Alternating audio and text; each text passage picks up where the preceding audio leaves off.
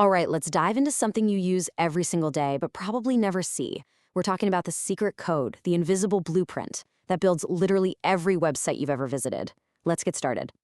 So, have you ever really stopped to think about it? You type in a web address, hit enter, and bam, a website appears. But how? How does your browser know that should be a big headline and this should be a paragraph? And, if there's a picture over there, what's the magic instruction manual? Okay, so look at this. On the left, it's just a big wall of text. A total mess, right? It's almost impossible to read. But on the right, with just a few simple instructions, it's suddenly organized, it's clear, you can actually understand it. Well, that transformation from chaos to order is exactly what HTML does for the web. All right, so let's pull back the curtain on this secret code. We're going to break down the language that gives every website its core structure. This language is called HTML. It stands for HyperText Markup Language. But honestly, don't worry about that fancy name, forget it. The only thing you need to remember, the big idea, is this. HTML is the skeleton of a website. That's it. It's the bones that give the page its shape and hold everything together. Okay, so what does this digital skeleton actually look like? Well, let's take a peek. And here's a cool fact. The basic structure is pretty much the same for almost every single web page out there. Every single web page on the planet starts the exact same way. First, there's this little greeting, DOCTYPE HTML. It's basically the page shouting to your browser, hey, heads up, an HTML document is coming your way. After that, the entire website, everything, gets wrapped up inside these two bookends, the HTML tags. All right, inside that main HTML container, the first major part is the head. Now, this is kind of the behind-the-scenes crew. You don't actually see what's in the head on the web page itself. It holds all the technical info, like, the little title of the page that shows up in your browser tab. And then we get to the main event, the body. This is where all the action is. The body holds everything you actually see on the page. All the words, all the pictures, all the links, you name it. If HTML is the skeleton, the body is basically everything. The torso, the arms, the legs, the whole shebang.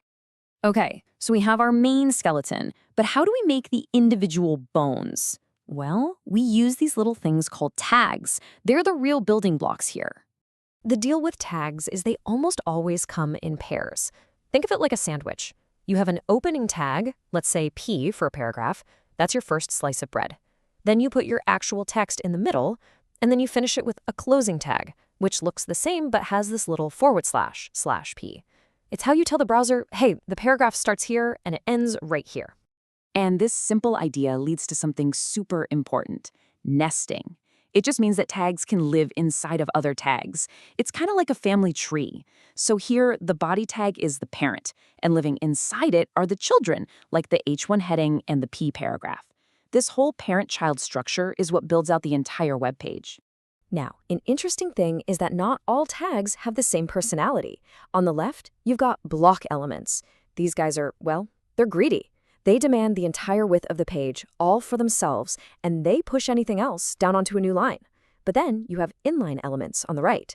They're more polite. They just take up exactly as much space as they need, and they're totally happy to sit next to other elements on the same line.